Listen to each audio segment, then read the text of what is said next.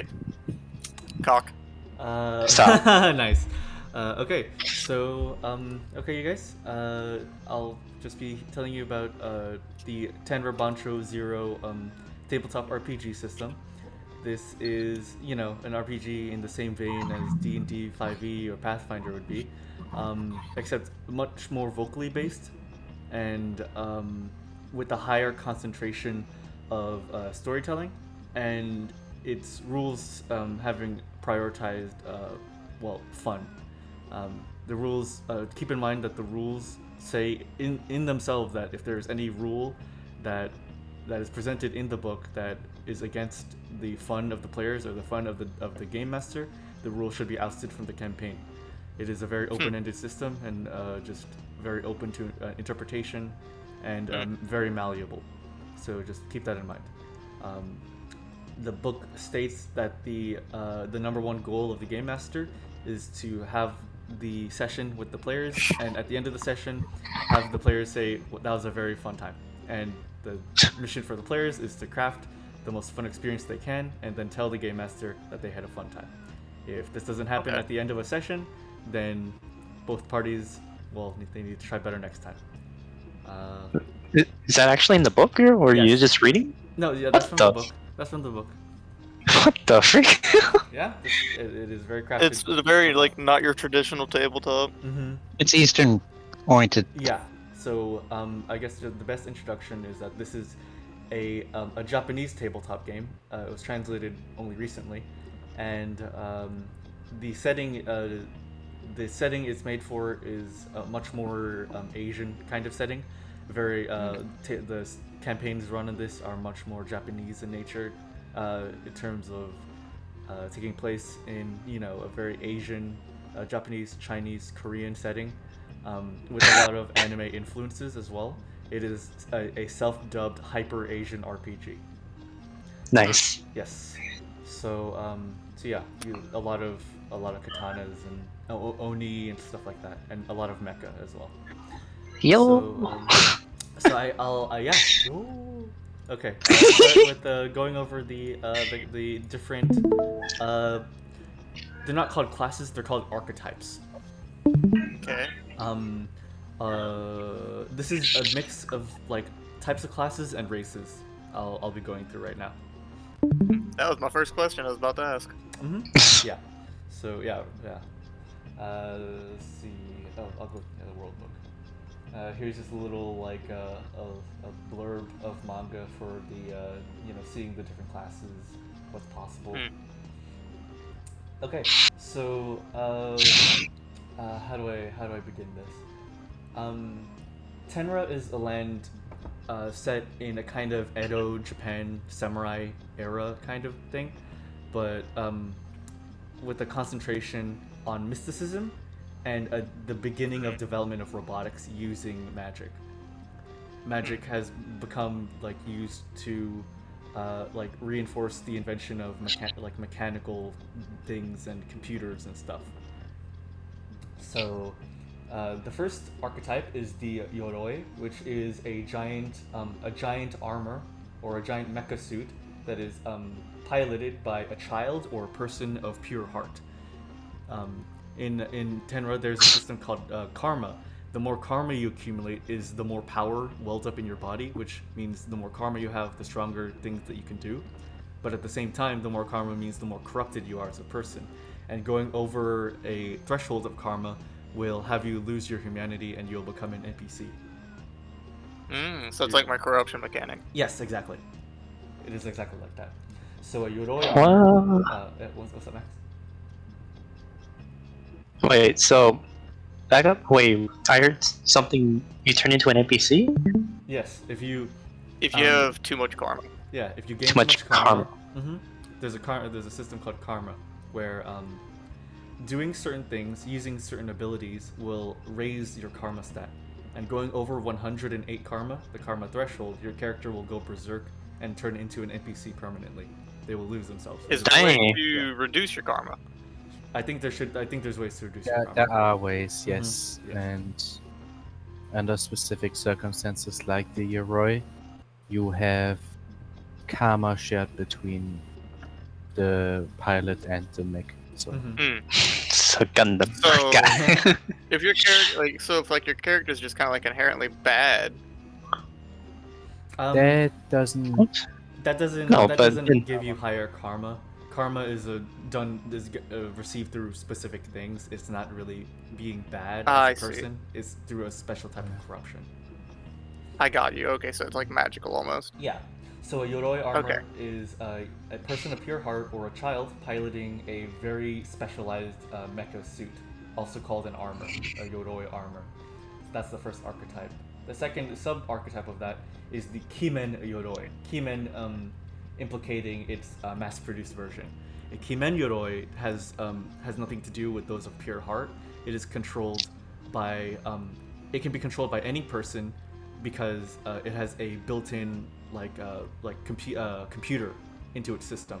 This computer allows anybody, no matter of what purity of heart, to control it. It is a mass-produced version, much less powerful than a normal Yoroi, and it's much more like mass availability. And karma is not shared. Karma is not shared. You and the Keyman will have the same karma at all times. Wait, Keyman? Yeah, Keyman Yoroi, this thing right here. The mass-produced version of the Yoroi. Wait. Then what the so your character and the armor has different karma? In a normal As a Yoroi, yes. Yeah. Take notes. Yeah. What?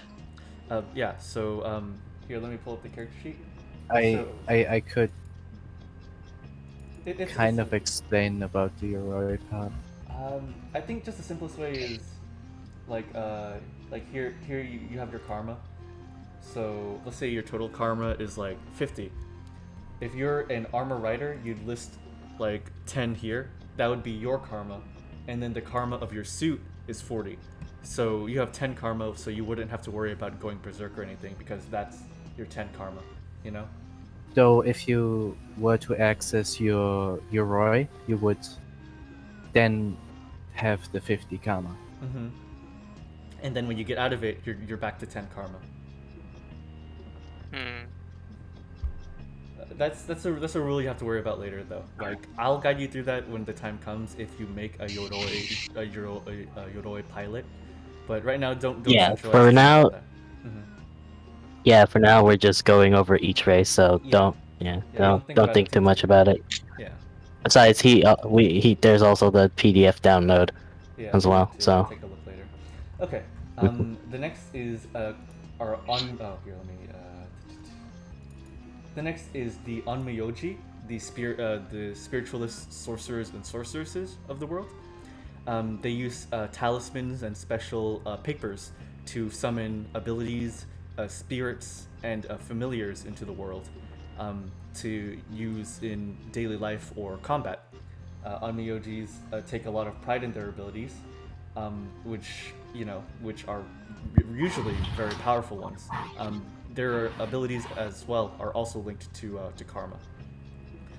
The newer version of this is something derogatorily called the Shiki Slinger, the subclass of Onmyojis, which is an Onmyoji that uses computers and abacuses to summon their spirits, so that they don't require the normal writing on a Shikigami paper and summoning the spirit like that. They could just use the computer and abacus to summon it. The Shiki Slinger. So kind of like the Naruto Boruto, kind of like the Naruto Boruto situation, basically. The Naruto what? Naruto and Boruto, like, because in Naruto it's classic style where like they have to go through the process, and in Boruto they're using technology to access that kind of power. That's true. Yeah. And Shiki Slingers, as they're called, are looked down upon heavily by other Onmyoji for using these technologies because it's seen as a much cruder version of it. So it's much more efficient, but it's highly looked down upon by your peers, essentially. Like a warlock. Yeah. The next Wait, did you not class- skip a page? This is just the other page. Oh, Yeah. never mind. Ew, I don't like. Yeah. I like him. So in real life, samurai implicates that you're a soldier or a roaming warrior with a sword that does, work for a specific lord or whatnot. In Tenra Bansho, being a samurai implies that you are a barbaric warrior who travels the lands searching to become the strongest. That is your goal. You want to be the strongest warrior you can be. And by doing so, samurai have grown to imbue themselves with soul gems, special rare gems imbued with souls that are mined from rare caves. They will imbue their bodies with these soul gems to increase their strength exponentially. And this imbuing brings on this addiction to constantly embed more and more soul gems into your body to become even stronger and stronger. This is the barbarian race of Tenra Bansho, or barbarian class. They all do suffer more from gems masochism. Do more gems add more karma? I believe so, yes. Good call. You can be a monk in Tenra Bansho. There are 3 main houses of monk that you can be. The Ebon Mountain or Bokusen house of monk, which means that you are a day-to-day life liver, you're a hard worker, and you take life with the punches. You take it as it goes, and just overall life is what you make of it, essentially. The Phoenix house, also known as the Ho house, means that you as a person you stand for organization, you stand for order, and you stand for control. The Ho house even has like a private military behind them to reinforce their Buddhism, which is ironic. But that's how they are. They are big, they're the largest house, and they are organized. And lastly, the Myoren, or the Bright Lotus House, are about living a happy, carefree life. As long as you believe in, all the mantras and you follow the religion, you are to be a happy person, you are to help other people be as happy as they can, and you are to help those in need. That is what being a Bright Lotus monk is. And those are the 3 types of monks that you can be. The next class is the Kijin warrior. A Kijin is a normal soldier, a normal human, who either you have chosen or your lord that you work for has chosen to replace your body parts with mechanical parts, replacing your arms with guns, replacing your legs with wheels or, longer legs, I guess. In Tenra Bansho... ALRs. Yeah, essentially. In Tenra Bansho, it is cheaper for a lord to pay for cybernetic replacements than it is for them to pay for first aid to heal a soldier's wounds. A lord of a feudal house will prefer to turn his soldiers into robots than to heal them with first aid. These are incredibly easy to come by. These are actually relatively cheap, as everyday soldiers are found using them. But this enhancement, like for the samurai, grows an addiction. You as a Kijin will want to grow to add more and more robotic parts to your body. You'll crave becoming more and more robotic, and you will begin losing your humanity. It is destined, almost. And so here's just some of the things that you could replace yourself with. You could even replace your head. Just have your brain in a helmet. You can go very far. God. Yeah. It went cyberpunk very fast. Yeah. The next is the opposite of the Kishin. It is called the Kongoki. The Kongoki is an empty, soulless armor that, through Onmyoji magic, there has been a human soul placed into the armor to control it. So rather than being a human who grows robotic, you are a robotic armor that has grown humanity. Forged. Yeah. Like Al from fucking Full Metal Alchemist. Exactly. Well, so something to add to it. Most of the time, Kongoki souls are of past Azura, which is what happens when you pass the karma threshold. So they've gone mad before, and the memories were locked away from that. So, these are all, or as Blood said, for the most part, these are people who have gone over the karma threshold and gone mad, like I said before, and their souls have been taken and been put into these armors, and their memories are locked away. But if they are to ever get their memories back, they'll go berserk again and go on a wild rampage until they're killed. That is the dangers of being a Kongoki. If you remember what your life was, you will go mad. Huh. There's also, just like there was for the Yoroi armor, there is a Kimen version, a mass-produced version. Let's see. Let's see, where is it? Kimen style. Well, Kimen Kongoki essentially. We're talking about Kimen Kongoki, right? Yeah, yeah. Yeah, they're essentially what makes the Kimen Yoroi run, but used on a Kongoki with a soul. Okay, okay. Yeah, That's okay. what it is. It's a more, I'll just say it's a more mass-produced version of the Kongoki. I think that'd just be the simplest way to put it. Yeah. The Shinobi, well, Shinobi is self-explanatory. You're a ninja, you use ninjutsu, you thrive in the dark, and you specialize in thievery, trickery, assassination, and you are usually invisible to the eye of, daily society. Shinobi households will have war with each other when the night comes, to no one's knowledge. That is how well hidden they are away from people. You have a special brand of magic called ninjutsu, which only shinobi can use, or which shinobi specialize in, that is exclusive to shinobi, and that no other class can, well, use. And yeah, that's it. It's shinobi. It's ninjas. I mean, come on. Kagutsu are considered the highest form of art in Tenra Bansho. They are wooden people crafted by artisans, some of the highest skilled artists in, well, the land. They are they're wooden dolls that have zero humanity at all in them. Their soul has been handcrafted, their body has been handcrafted by another person to live the life of, say, a servant, a wife, a concubine, a daughter. They are a wooden doll made to resemble a human being.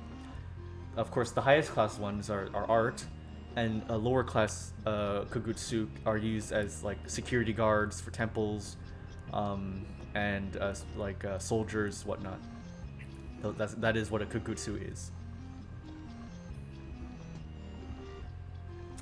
The Mushitsukai, also called an annelid, are they're normal people who've chosen to allow symbiotic insects into their bodies. These insects do not harm you. They actually do not harm you at all. They're very helpful to you, and they allow you abilities beyond the capacity of any human. The downside is that, of course, you are ousted from all the rest of society because people don't enjoy people with bugs coming out of them, and you have to be sustained on rotten food. You have to eat rotten flesh, rotten anything to sustain these insects. Those are the two downsides. Otherwise, you are just all of your abilities are increased in general by being an annelid. And what's up? But from the earlier session we had earlier, neutral would allow not just rotten food but highly fermented food. Yeah, pull out the kimchi, if you have kimchi, that could work as well. But some of the greatest healers and doctors in Tenra are annelids. Usually, annelids are ignored by society until there is a sickness that comes that no one else can cure. Then people will go into the secluded homes of annelids and ask them for help. That is the life of an annelid, one of seclusion. The Sinju, also known as the Oni, are a peaceful tribal people who live in isolation from humans. They are normally hunted by humans who truly believe that they're a race of massacring, pillaging, bandits, when in reality these are more so rumors to reinforce the slow onset genocide of Oni. People fear the Oni and want to get rid of them from Tenra, and that is why these Oni are a near extinct race of people. Their hearts are also highly sought after because in many cases, Yoroi armors are powered by Oni hearts.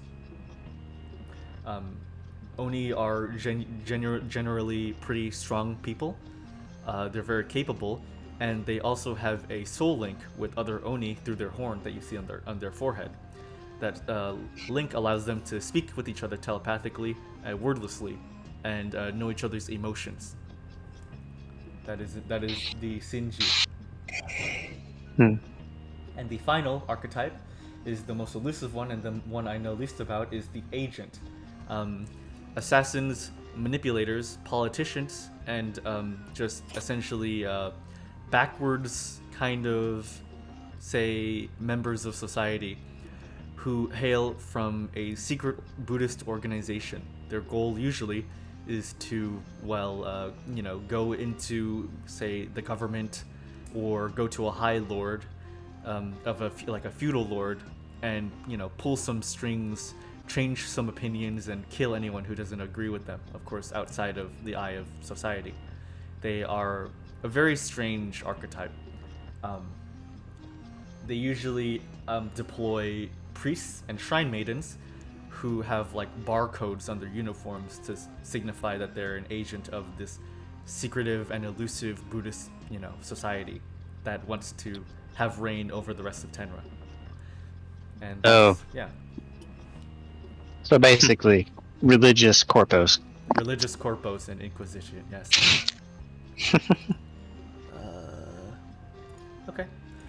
But yeah, so those are the basic archetypes / classes / races that you can choose as your own character throughout Tenra. And he died. And he's back. You cut out for a bit there. Okay.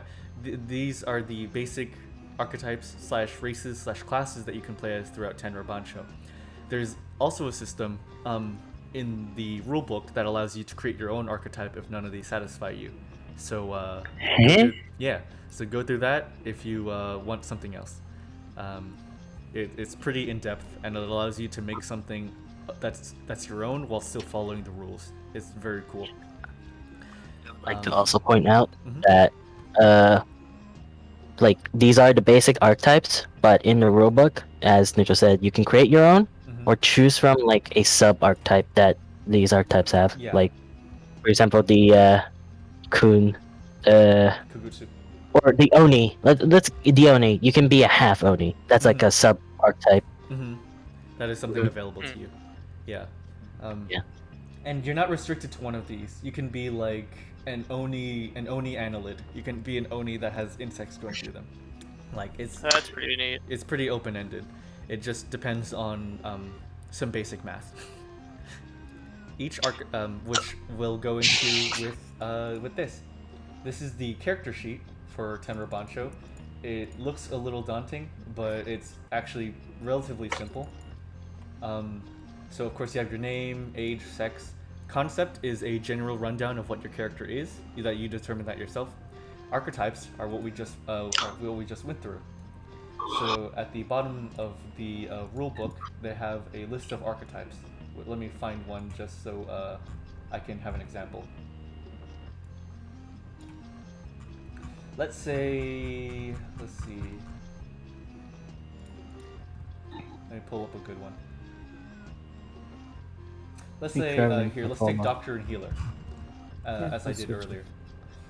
So you can usually players they recommend about 3 archetypes, 4 being the maximum, I believe. But let's say I'll just say Doctor for now. So let's say you have a character that's a doctor. So you see that here, Doctor / Healer. So I wrote down Doctor, and each archetype has a karma cost. This means that so the Doctor has 10. So you write that here. A karma cost is an amount of karma you need to add on to your beginning karma in order to have that as your archetype. That means adding too many classes will give you a lot of starting karma, so be careful with that. So that's what that karma is. So let me erase this. So let's just say you wanted to start with 60, karma. just no matter what. If you were to have a doctor, you'd have to add 10 to that, so that'd be 70. These all on the right are your attributes. Your body, agility, senses, knowledge, spirit, empathy, and station. Your attributes are things that you determine for yourself. These things under that, the categories, these are your abilities. These are things determined by the archetypes that you choose. You have a pool of 40 points to put into all of these attributes. So let's say since I'm a doctor, I choose to have 9 senses. 9 being the supreme stat for a particular thing. 9 being like the utmost. 1 being the level of an average person, being very low for a PC. 9 is supreme. 9 is supreme. It's called. Yeah, 9 is supreme. 1 is, of course, the lowest. So as I'm a doctor, let's say I want to put 9 into senses. And then for the abilities, I'd go and look at the doctor archetype, and let's see what abilities they have. Skills? Skills, sorry. Skills. Yeah, sorry, skills. So they have 3 in first aid and 2 in notice. So that means I'll put in 3 here, and then 2 in notice. So if I ever want to roll for first aid, let's say I want to heal a person, since I have a 9 in senses, that means I have to roll 9 d6s.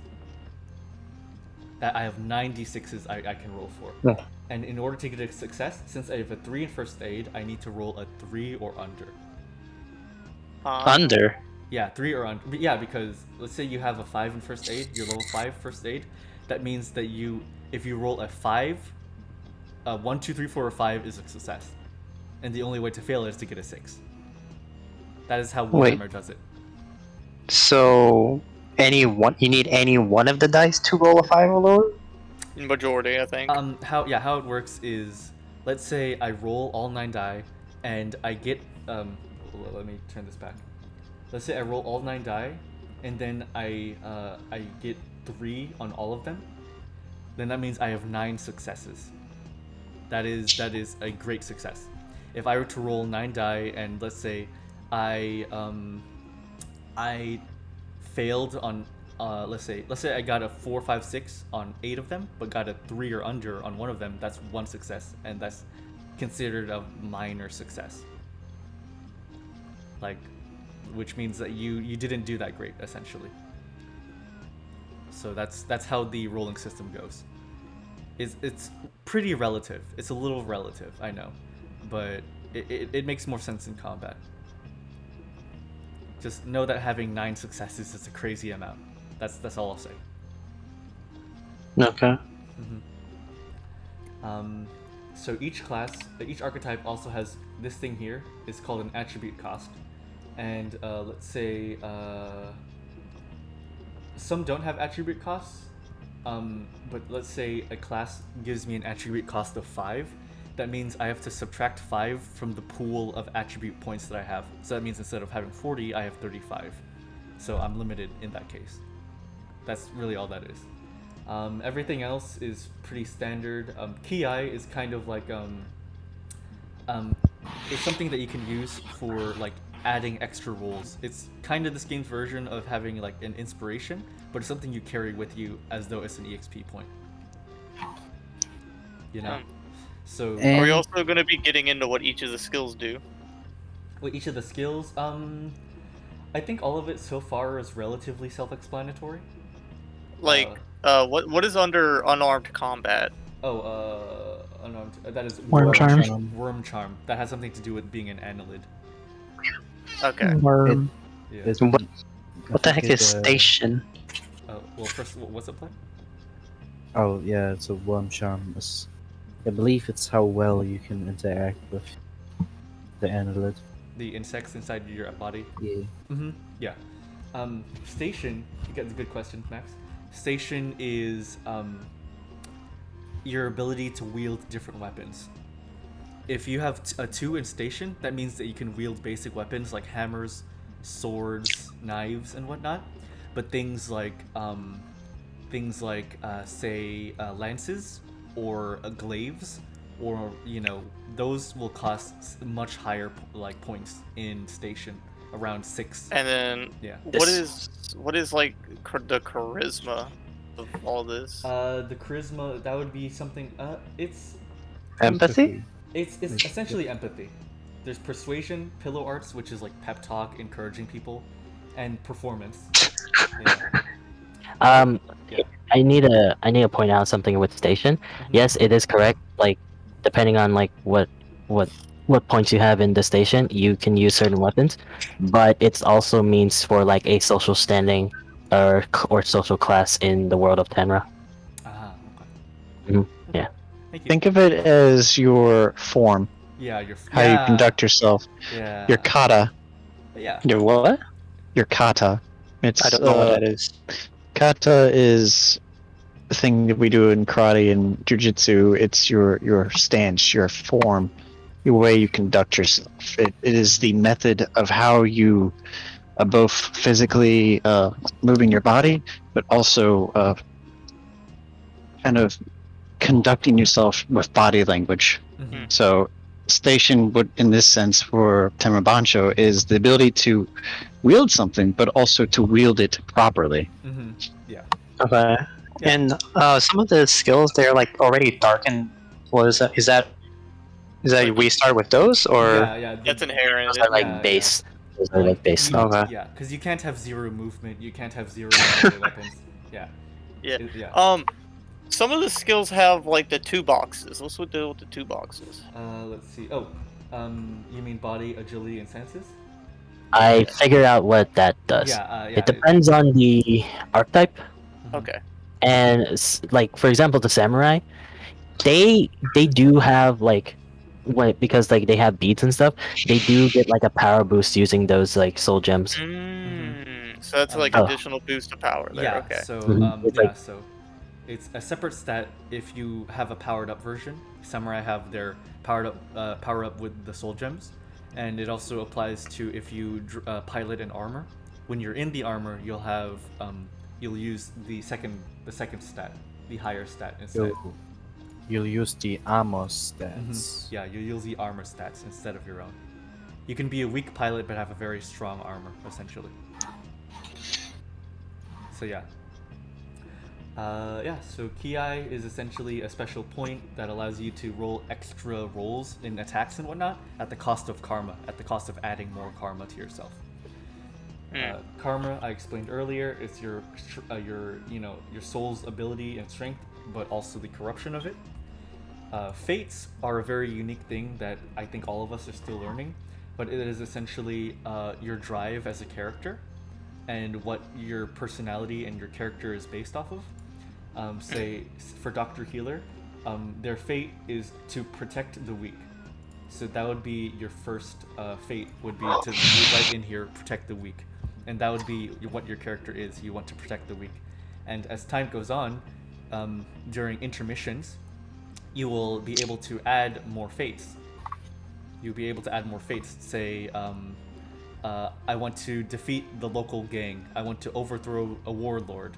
You add that as one of your fates, and then you can roleplay around it. The downside. And what about the dots? The dots is how much points you have in that. So it's a little tricky right now. But essentially, let's say there's a bunch of intermissions, and I choose to like level up my fate to say level 3. So that means like I'm really, really driven in this fate, and that means I will have to roleplay being driven in that feat, and that allows me to get more what is called Aiki Chits. Aiki Chits is what we were doing in Judgment Punch. Remember when we would do something cool, or we would roleplay good, and then we'd give each other like points and stuff? That is what's called Aiki Chits. That's formally called Aiki Chits. When a character roleplays good, when a character roleplays according to their fate, or if a character just does something awesome in general, they're awarded Aiki Chits. And those chits can be put into these fates essentially to raise them. And the more you raise a fate, the more you can have it be part of your character, and the more Aiki chits you can get in turn from that, from role-playing your character that well. So your cost is essentially how much of your character is defined by their particular fate. If you have 2 dots, then that's 0 cost of karma. But say you have 3 dots in a fate, then that means that's 10 karma and 10 fate cost, and it can never exceed your karma. So you can't have so many fates to where it begins to overtake your karma in terms of the fate cost. It's a little tricky, I know, but again, that's something I'll go over while we're playing. It's something that's more easy to understand while you're in a campaign. So we all good on that part? I have one quick question because I'm trying to find it, but not really. Because we have the karma cost. Mm-hmm. What is the base karma? Is it just like 0, or is it like 0. this? Base karma is 0. Alright. It depends on your archetype, how much you end up going with. You can Okay. also choose to not start off with 0, I believe. I think it said somewhere in the rulebook you can choose to have a higher karma. Well, if you have 0, you become an NPC. Wait, really? I thought you have to be over karma. Over or under. Oh, okay. Because like for example, where are they? I forgot. So Kongoki, since they are souls that work like a mech hero thing, Mhm. they are literally a soul bound to a suit of armor. So if their karma reaches 0, their soul is basically set free. Mm-hmm. So it ceases existing. Mm-hmm. And I think I don't know what the exact circumstances are for humans. I haven't read up on that yet. Mm-hmm. I essentially, from my understanding, you are able to choose your own starting karma. It having more karma again means that you're more strong inherently, but at the same time you have the higher risk of being corrupt. 60 is seen as the normal amount of karma to have. It's like the low end, kind of. And 60 to 80. 60 to 80 is like the relatively, I guess, yeah, like that's the normal, 60 being the low end. And then 80 or higher is a little like high on the player spectrum. So yeah, be careful with that. But karma is something you choose yourself, and on top of that, like you'll have to balance it with the karma you get from your archetypes, essentially. Because your archetypes also have a karma that are added on. Wait, what's up? Wait, bro. I'll go back up. Uh-huh. What's the vitality and soul? I believe these are your different types of HP that you can have. It's something I'll go into more detail with later on when I look through the rulebook more. But it's essentially Characters. Yeah, it's essentially just your character. Like there are 2 types of HP. So your like normal vitality is your body plus your spirit added together, and then your soul is your spirit plus your knowledge multiplied by 2. And different attacks enemies do against you will take away from either one. So if a character somehow is able to attack your soul, then you'll take soul damage. Stuff like that, Okay. Yeah. The wound system is very interesting. You can accumulate wounds through. I zoomed in too far. You can accumulate wounds through Tenra Bansho, and as they go on, you'll accumulate more and more. And it comes to a point where, essentially, light wounds are essentially wounds that do nothing to your body, permanently. Scratches. Yeah, there are scratches, some cuts, and Bruises. yeah. But as soon as you begin getting heavy wounds, they begin, having permanent scars on your body. And once you go into the heavy wound category, during combat, you'll have 1 extra die to roll in every roll that you make. When you have heavy wounds, you will roll 1 extra die for every roll that you make, until you get them healed and you take it off. Oh. Yeah, if you critical, if you go critical, your vitality is decreased, but you get 2 extra die for every roll. And if you hit this category, the dead category in combat, then it's something special happens. You can either choose to become incapacitated during battle, allowing you to be healed afterwards, or you can check off the dead box and go on in battle with 3 extra die to every roll you have, with the great risk that you will die during combat permanently. Checking off the dead box is telling the game master that you're willing to die to win this battle. Yes. So yeah. What's up? Why would being more damaged give you more rolls? It's cool. And Consider it like valor. Yeah. Your willpower. It's like- yeah. So it's like, listen, like getting like critical damage, like you decrease in vitality, but you get more rolls. Like it's an advantage with the cost of your health. Yeah. Also, adrenaline in real life has a way of flooding the mind and not being as rational. So think of it that way too. It's in those scenes in anime where a character is being battered, and when their arm is cut off, they just go crazy and kill a bunch of bad guys before being like finally killed. It's like that. Okay. Just know this, Max. This is in the realm of unreality. Yes. It's just how Tenra Bansho does damage. It's kind of interesting. Weapons, finally, are the most simple thing in Tenra Bansho. Weapons do not have a carry weight. They do not have a particular range or speed of use. There is no difference between blunt and piercing damage. Weapons are simply things that do damage to enemies during combat, and each weapon has a different amount of damage they do, and that's it. The rulebook says that weapons purposefully are not balanced with those different categories, because all a weapon is meant to do is to do damage to enemies and make your character look cool. Your character looking cool with the weapon that you choose is much more important to the game's rules than the game than you having to balance the weapons. You choose your weapon based on how much damage you want to do and how cool it'll look on your character. That is what the rules In a way, it makes it easier for the DM and the players to play. Bless you. Exactly. Bless you. So yes, like you can go from a knife to which would say do one one die of damage, to a katana which would do 2. A warhammer which would do 3, and then a cannon, which yes, you can hold a cannon. If you have a certain build, you can carry around a cannon. If you have a high enough station, that would be 4. That is how weapons work. It is a very simple cannon. Yeah, it is a very simple weapon system, but the priority is that you make your character look really, really cool with that weapon. That's all that matters to the rules. That's about it. That's about the majority of it. I've told you guys the archetypes, the races and classes you can play, how character creation works basically, how roles work.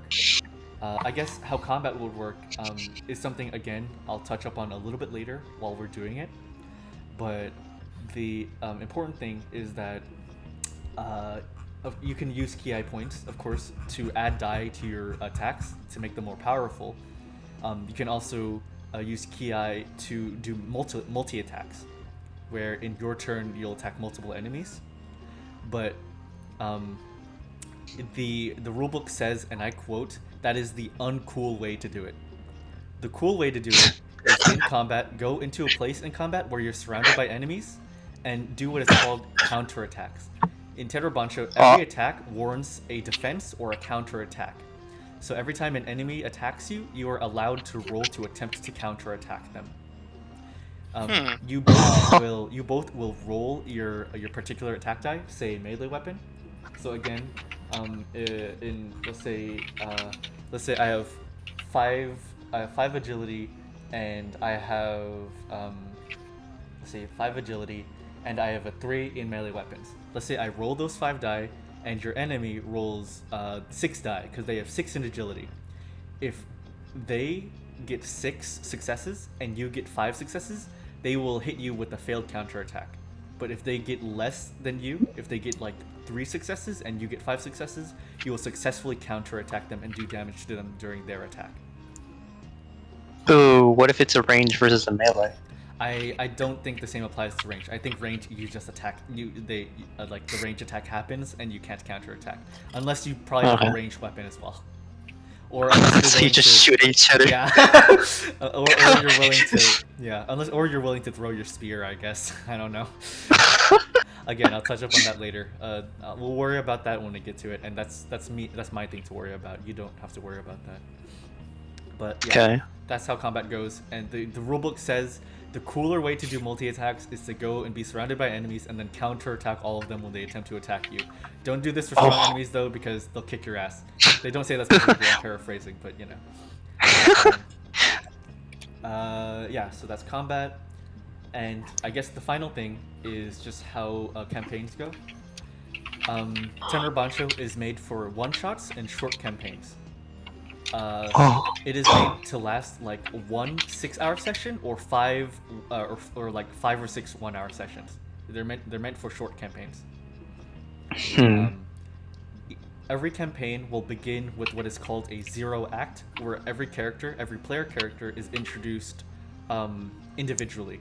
They'll be alone without the other players, and they will do their own like introduction, their own entrance, where it'll be like kind of a scene where they are kind of it's revealed to everyone else what their goal is, how they're introduced to the story, and how they get to meet up with everyone else. It's kind of like a prequel introduction kind of thing. Oh, I see. Yeah. The prologue. Yeah, yeah. During this zero act, there is no roles. It is completely roleplay because you want to get through it as fast as possible so the other players can get to their zero act. But it is just an introduction, essentially. Yeah. And when the normal campaign is going on, after the zero act, the first act, second act, whatever, it is recommended to the game master that I split up the characters as much as possible. What? Yes. Because how it goes is the more you split up characters, the more you get to have one-on-ones and have interpersonal interactions between those characters and see how they solve a situation together. This is also where Tenra Bansho's special roleplay style comes in. In Tenra Bansho, players who are absent or even the audience at any time when they aren't there are able to jump in as NPCs and take control of them. If, say, 2 characters are separated from the rest of the party and the scene is about them, and let's say they're surprise attacked by a group of, Yakuza, like a group of Yakuza just comes and attacks them, the other players whose characters are absent can just jump in and voice and play these Yakuza and just fight the 2 protagonists on screen. Oh, wait. Oh, you mean the players that are currently not in the scene? Yeah. Oh, You okay, can okay. also- Yeah. You can also enter as their own player characters. Yeah. What I read. Well, yeah, but it's more reinforced that you just jump in as one of the NPCs. I will. This is dangerous to say, but Tenra Bansho reinforces interrupting the game master and writing the story alongside the game master. This is a group effort to create a story. That is one of the greatest priorities. Okay. And I believe that's all I really have to say. If you're good at improv, you'll shine. Yes, this is. Shit, yeah. I'm golden. Yeah, this story is good Terrible. for improv. Sorry, Blood. I mean, Blood are the only ones that saw Golden today. We saw a lot. Yeah.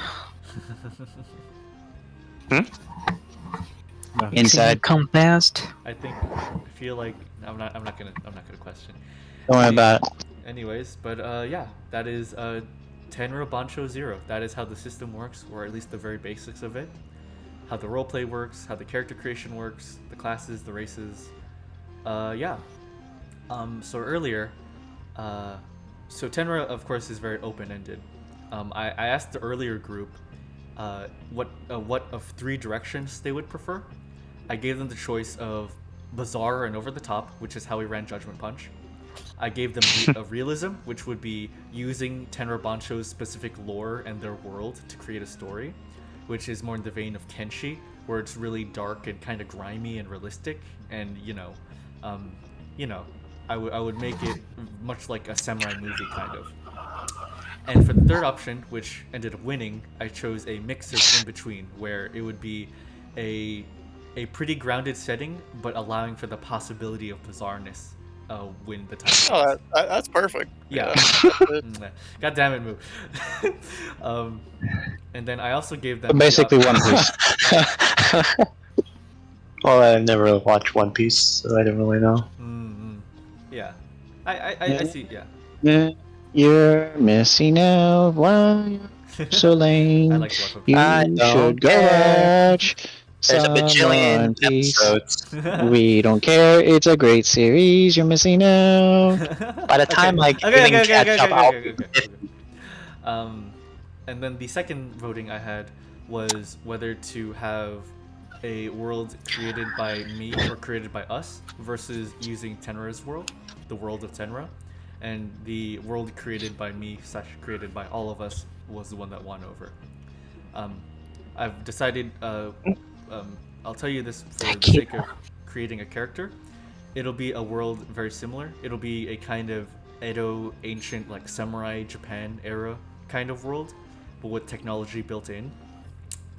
So you'll have like villages full of ronin and samurai, but with cities that like have relatively modern technology and relatively modern technology and like yakuza with suits and like Japanese like Yankee / Sukiban style thugs roaming around normally as well.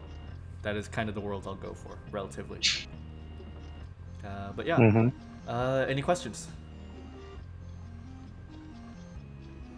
I'm good. I just want to have a one-on-one with you whenever we're done. Of course. That sounds good with me. Desi? Nothing right now. Okay. Max?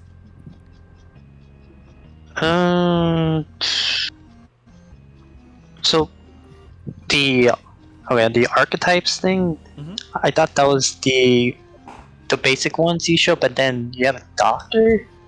That wasn't. Yeah. It's like a doctor is just like a job that you can have.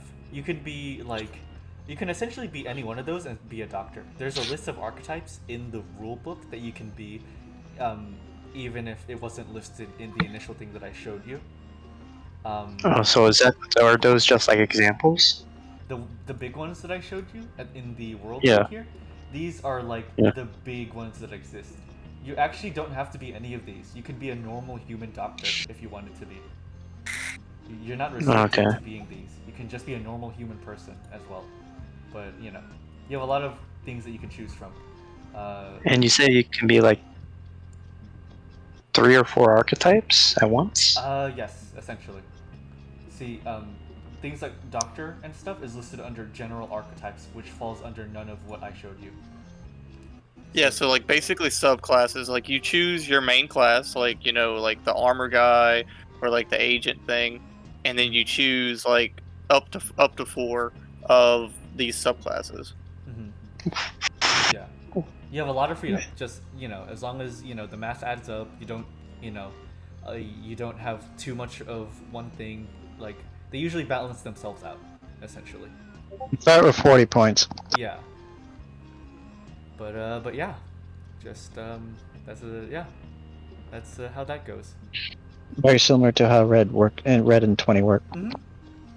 Yeah, so the general like archetypes include doctor, a punk, a traveling performer, a thief, a playboy, harlot or concubine, a servant, a wanderer, a swordmaster. Oh, I mean, sorry, not swordmaster, an aristocrat. Slave. Yeah. Those are like the basic ones that you can be that don't involve battle. And then there's also war archetypes like Swordmaster, or a Soul Gem Rifleman, or a Mercenary, a Gun Lancer, an Assassin, stuff like that. So are these sort of like the background Like It's D&D, sort of? Yeah. yeah, but they also come with like stats and abilities that influence your character. Okay. If you're interested and want to be part of this campaign, then just you'll like come to me and we'll just make the character together. If you are uncomfortable making it yourself, that's no biggie. But, Okay.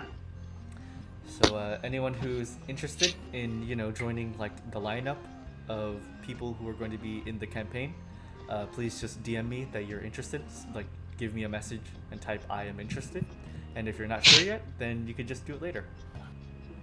Yeah, that is Tenra Bansho. Tenra Bansho Zero. Hmm. Tenra Wow. Bansho Zero. Tenra Bansho Zero. But yeah. You're scaring me. but yeah. Yeah, that's about it. Anything else before I end the recording?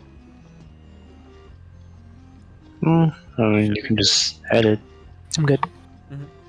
Okay, sweet. Well, second talk adjourned. Thank you everyone for coming here. Wow, and now yeah, sweet. Okay. Nice. All right. Woo.